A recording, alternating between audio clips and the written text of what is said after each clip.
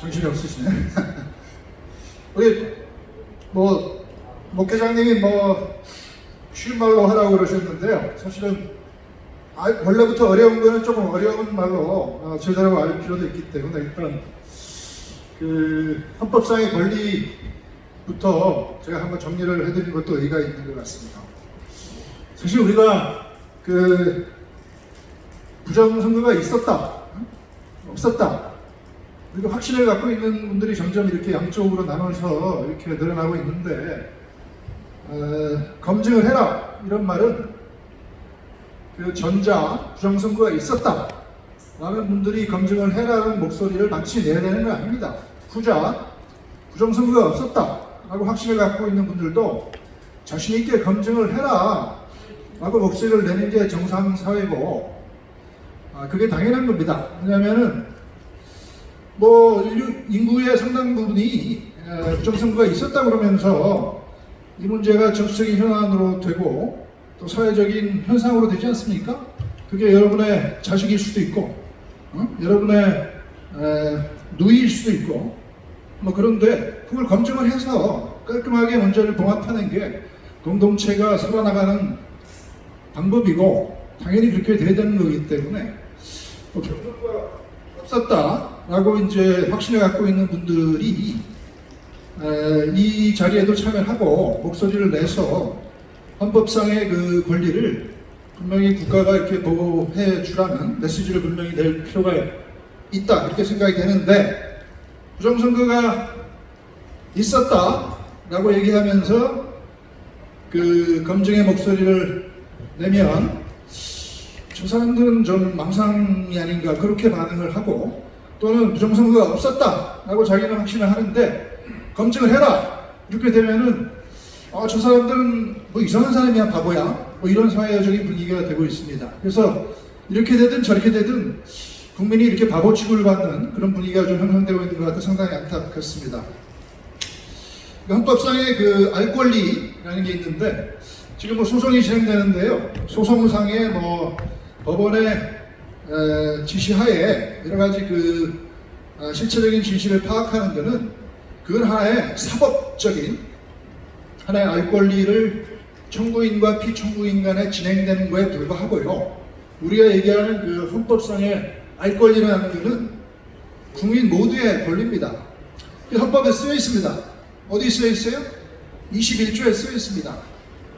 그 문화는 굉장히 간단한데요. 국민은 언론 출판의 표현의 자유를 갖는다, 그렇게만 되어 있는데, 그 21조가 이미 그 헌법재판소가 1991년에 결정 내린 것도 있고 해서 이미 충분히 확인이 됐고 해석이 됐습니다. 옛날 법을 공부하신 분들은 헌법책이나 이런 데 보면은 알 권리가 정말 우리나라 헌법상의 권리인지 아니면은 아직 해석이 되지 않은 권리인지 하는 게 책에 상당히 애매하게 써 있었는데, 지금은 완전히 문제가 해결이 됐다는 말씀입니다. 그 언론 출판의 자유 또는 표현의 자유라는 게 두 부분인데요. 하나는 저희가 그 사상이나 의견을 자유롭게 이렇게 표명할 수 있는 자유, 그걸 우리가 의견 발표의 자유라고 해요. 발표의 자유라는 것 같고, 저희가 그 의견을 남한테 전파할 수 있는 자유, 그걸 전달의 자유라고 합니다. 그래서 발표의 자유와 전달의 자유, 이 두 부분으로 나눠지는데, 뭐를 발표하려고 하고 뭐를 전달하려고 하면 자기 의사를 형성해야 될 거 아니에요? 근데 그 형성이 자유롭게 형성해야 되잖아요. 남에 의해서 왜곡되게 정보가 전달이 돼서 형성이 되면 그거를 발표하고 전달해봐야 왜곡된 의사가 전달이 되는 거에 불과하기 때문에 의사를 자유롭게 형성해야 될 자유가 전제가 됩니다. 그래서 여러분은, 여기 있는 모든 국민들은 자유로운 의사를 형성할 수 있는 자유를 헌법상 21조에서 누리고 있는 거예요. 근데 의사를 자유롭게 형성하려면은 정보, 각종 정보가 많은데 그 정보에 대한 접근이 자유로워야 됩니다. 정보에 대한 접근이 충분히 보장되지 않으면 의사를 자유롭게 형성할 수가 없고, 왜곡된 어떤 세력이 이렇게 숨기거나 왜곡된 그 정보에 의해서 의사를 형성하기 때문에 그거를 발표하고 전달해봐야 그게 사상 표현의 자유, 언론의 자유에 무슨 도움이 되겠습니까? 그래서 정보의 충분한 접근, 그거는 헌법 21조가 보장한 권리입니다. 1991년도 헌법재판소 저 맨 위에 있네요.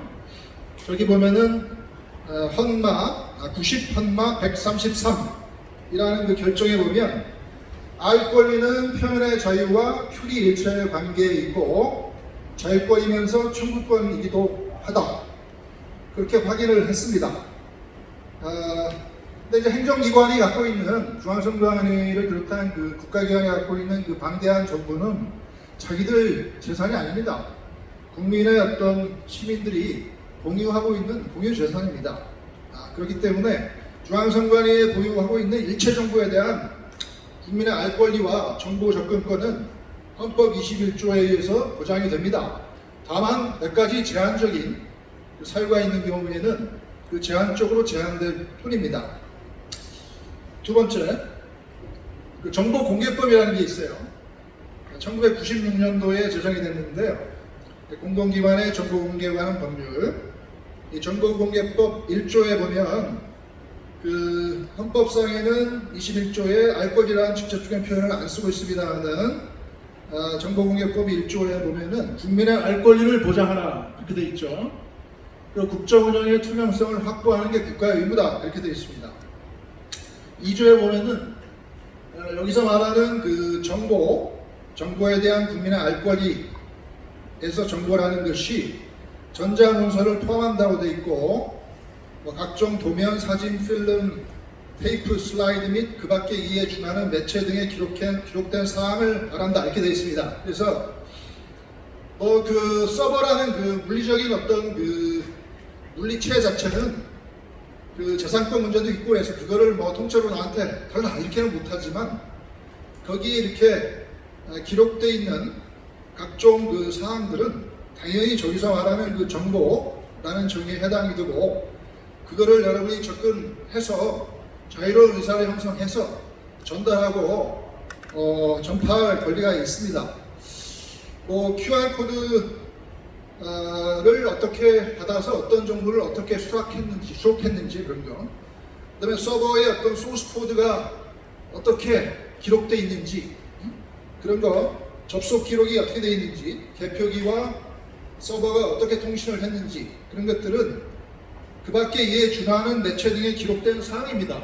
그렇기 때문에 당연히 정보 접근권이 보장이 돼야 되고 3조에 보면은 공공기관이 보유 관리하는 정보는 국민의 알 권리를 보장 등을 위하여 정부가 적극적으로 공개하여야 한다. 또 그렇게 확인을 하고 있습니다.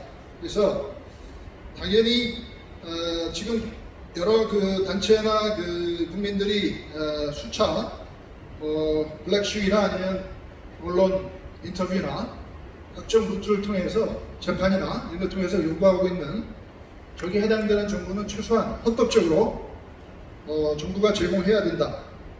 그렇게 볼 수 있습니다. 10조에 보면은 정보 그 공개 청구의 방법으로 반드시 서면으로 해야 되는 것도 아니고 말로써 그 관계기관의 정보의 공개를 청구할 수 있습니다. 구두로 여러분이 청구를 해도 당연히 공개해야 되는 겁니다. 그 다음에 구조 좀 더 올라가 보시면요. 구조에 보면은 예외로 비공개 대상 정보 해가지고 국가안전보장, 국방, 통일, 외교관계 및 외교관계의 이익을 현저히 저해하거나 국민의 생명, 신체, 재산의 보호에 뭐 심대한 지장을 초래하는 경우 이렇게 돼 있거든요. 그래서 오히려 뭐 부정선거가 있느냐 없느냐를 확인하는 데는 오히려 국가안보를 높이는 거죠. 그걸 뭐 국가안보를 해치는 거겠습니까? 뭐 국민의 신체를 저해하는 것도 아니에요.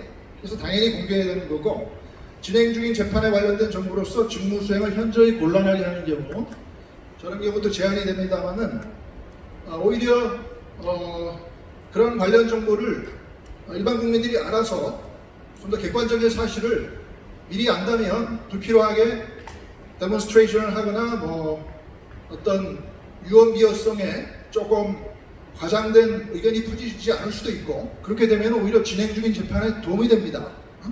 쓸데없이 막 재판부를 압력하지 않을 수도 있고 하기 때문에 사실을 확정하기 위해서 정보를 열람하는 것이 진행 중인 재판에 관련된 정보로서 직무 수행을 현저히 곤란하게 한다고도 볼 수가 없습니다. 오히려 사실관계를 가로막게 되면 오히려 현저하게 곤란하게 될 가능성이 많죠. 그리고 진행 중인 재판에서 청구한 각종 서버에 관한 선관위 서버에 관한 거라든지 이런 건 또 압수수색의 범위에 제외되고 뭐 이렇게 되기 때문에 진행 중인 재판과 관련된 정보와 여러분이 추가로 요청하는 정보가 겹치지 않을 수도 있습니다. 그렇기 때문에 저 예외사항이 이런 정보 요청권을 제한한다고 볼 수가 없습니다. 의사결정 도중에 있는 상황으로 업무의 수행이나 연구개발에 현저한 지장을 초래하는 경우 의사결정은 다 끝났어요. 중앙선관의 여러 가지 의사결정도 끝났고 하기 때문에 이게 결정 도중에 있는 상황이라고 볼 수가 없습니다. 그다음에 사생활의 비밀 또는 자유를 침해하거나 경영상 영업비밀의 사항, 회사의 정당한 이익을 현저히 저해하는 경우 이것도 아닙니다. 그리고 투기나 매점 매석으로 특정인에게 이익이나 불이익을 초래할 가능성이 있는 그런 정보 이것도 아닙니다. 그래서 이 한정적인 예외 사유에 해당되지 않기 때문에 헌법상의 권리는 각자 국민이 누리고 있다 이렇게 생각이 됩니다. 이 정보 공개 여부를 결정할 때 11조에 보면은 요청을 하면 10일 이내에 공개 여부를 결정해야 되고 그래서 신청인에게 통지를 해야 됩니다. 공개할지 여부를 자기들이 어떻게 결정했는지를 통지를 해줘야 되는데요. 만약에 10일 범위 내에서 결정사항을 통지하기가 어려우면 연장 사유를 청구인에게 문서로 통지하고 추가적인 10일 범위 내에서 기간을 연장하고 총 20일 내에 청구인에게 이렇게 통지를 해주도록 의무화되어 있습니다. 저희 사회적인을 바라는 전국 교수 모임,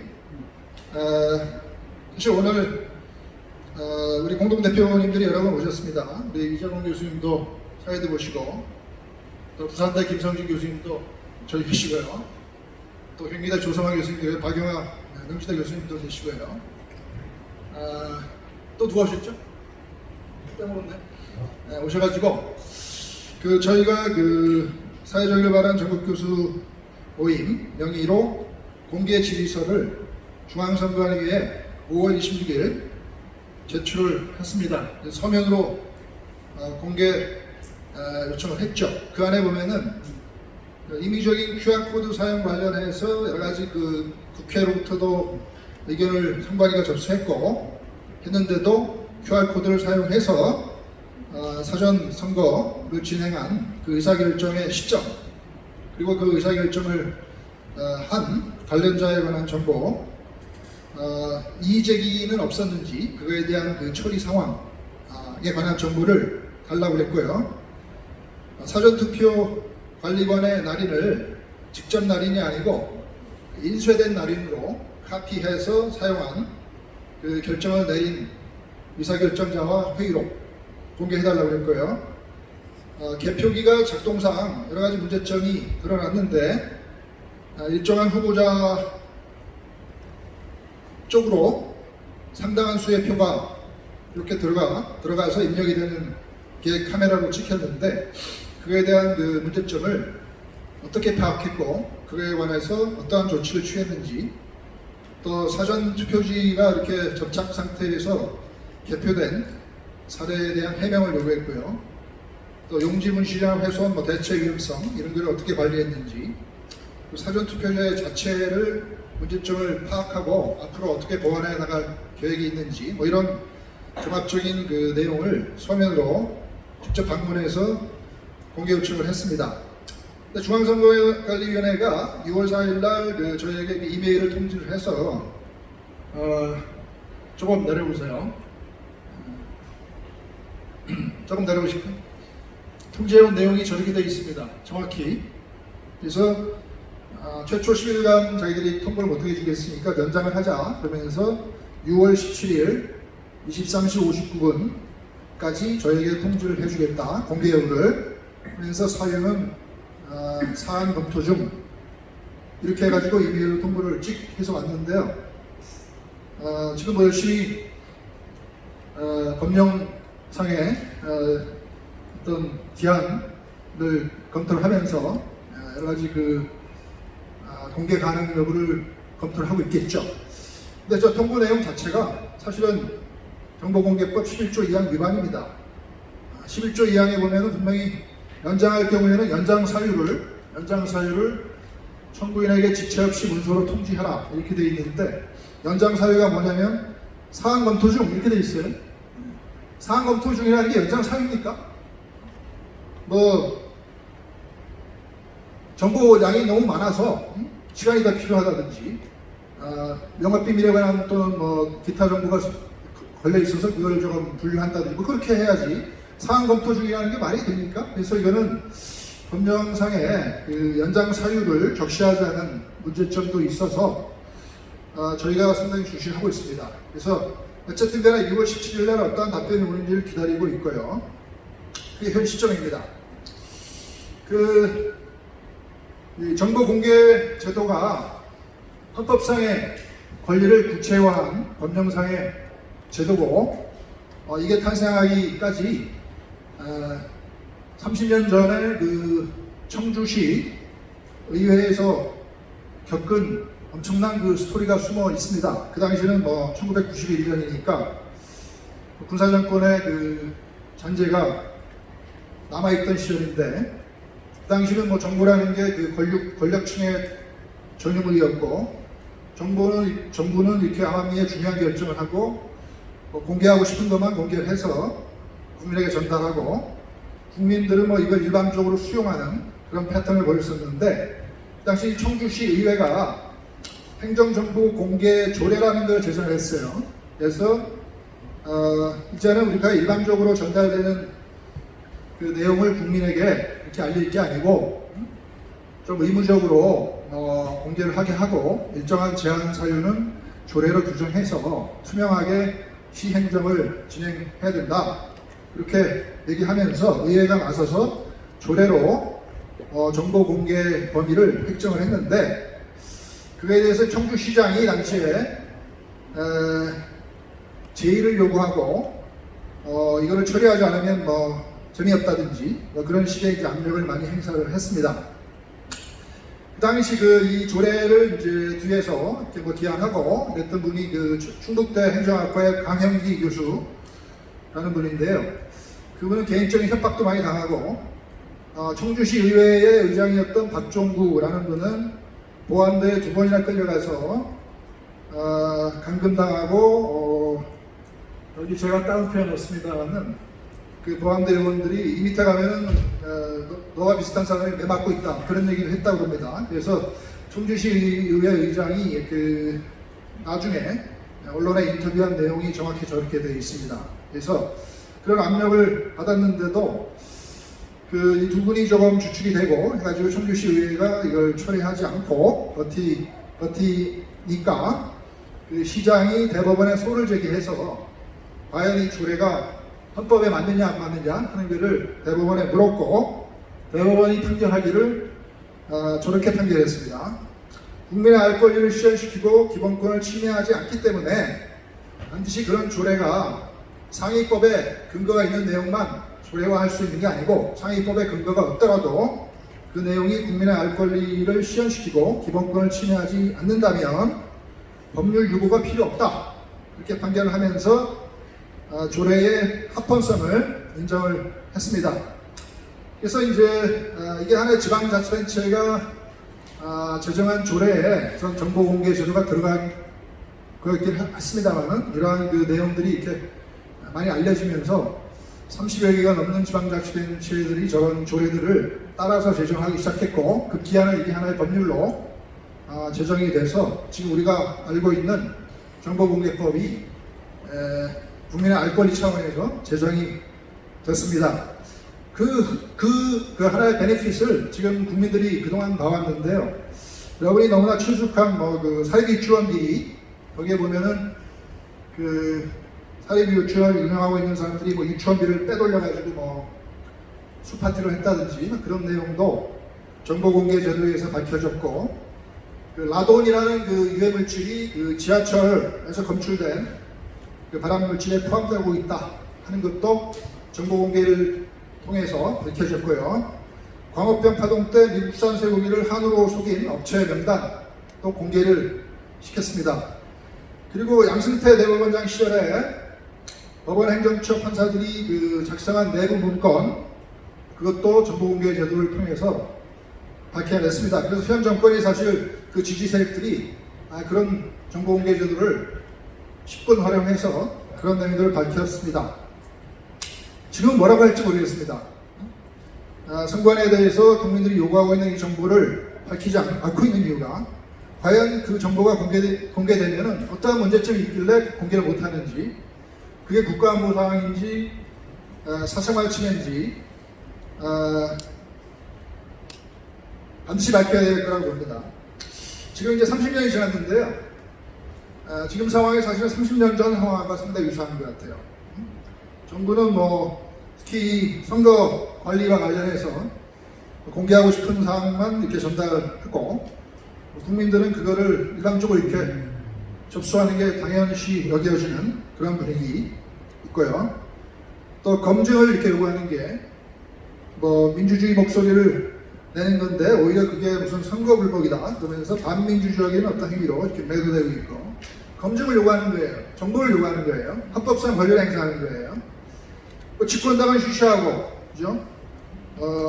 선관위는 자기들이 이렇게 시연하는 개표 과정에서 제공하는 정보만 국민들이 접수하면 된다는 식이고, 사법부는 압수수색의 범위를 이렇게 줄이려는 노력을 하고 있고, 검경은 조사나 수사를 얼마든지 자체적으로 개시할 수 있는데 방기하고 있고, 또 차이나 게이트가 있기 때문에 외교부도 나와서 조사를 해야 됩니다.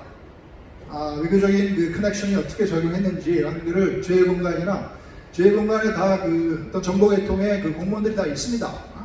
그걸 통해서 사실은 조사를 할 수 있는데 하지 않고 있고, 감사하고는 말할 것도 없고요.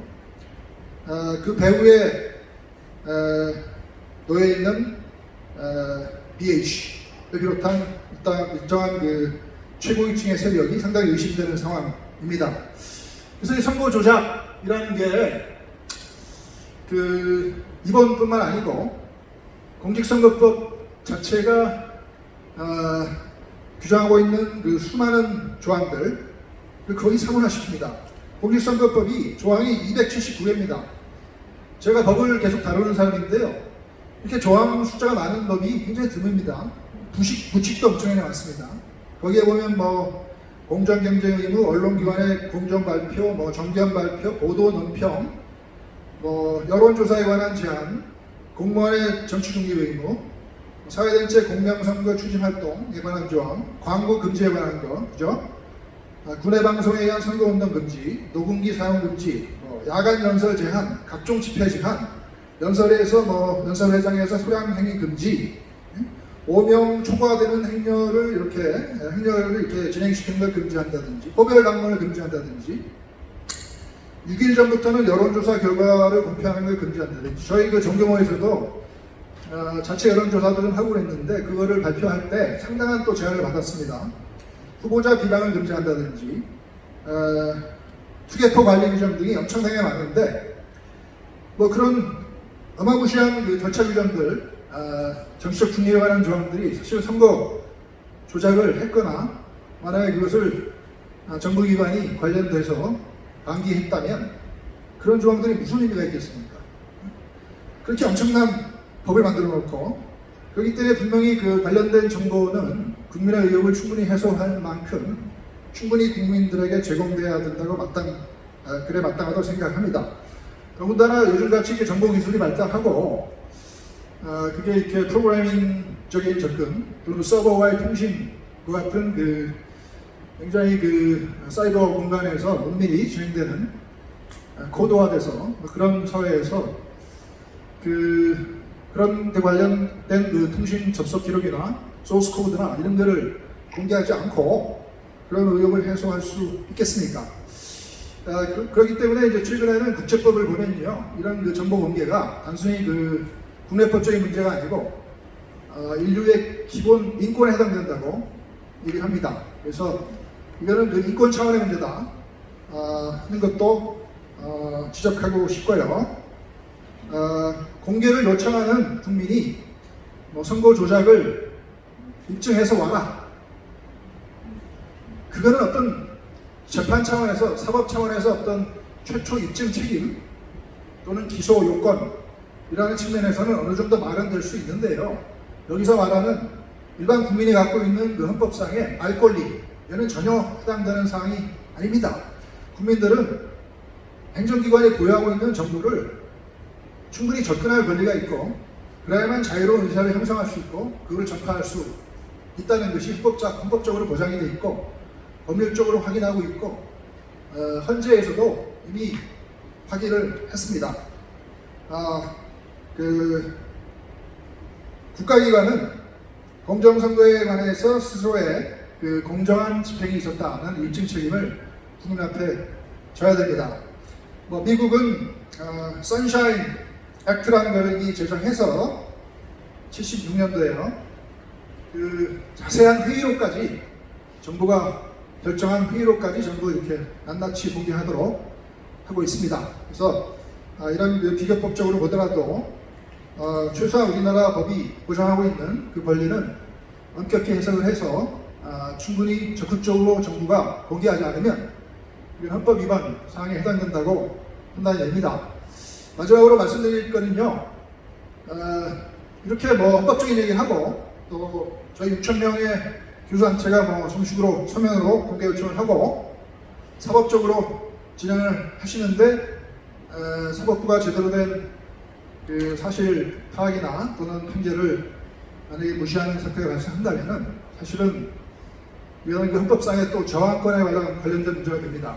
우리 헌법에는 전문에서 지난 헌법과 달리 3.1운동의 뭐 정신이라든지 4.19 혁명의 어떤 정신을 계승한다 하는 문구도 이미 들어가 있고요. 그 저항권, 국민의 저항권이라는 개념이 이미 이렇게 반영이 되어 있습니다. 그래서 국민이 아주 기본적인 헌법적인 권리를 또 정부기관의 조직적인 방해에 의해서 보장받지 못하고 그걸 보장받을 수 있는 유일한 방법이 국민의 어떤 평화적인 압력에 의해서 보장받을 수 있는 마지막 수단으로 그런 평화적인 시위와 압력은 그것이 마이너한 절차나 법률을 위반하더라도 국민의 저항권 차원에서 보장이 된다 하는 게 현 헌법 정신에 이미 반영이 되어 있기 때문에 우리가 이 블랙 시위를 상당히 평화적으로 진행을 하고 또 이렇게 각종 시위나 또는 전파를 통해서 이렇게 세력 형성하면서 정정당당하게 이렇게 나가는 것은 충분히 문명국가에서 인정되는 거고요. 특히 우리나라의 새로운 헌법하에서 충분히 인정되는 국민의 또 다른 권리다 하는 것을 말씀드리면서 마치도록 하겠습니다. 감사합니다.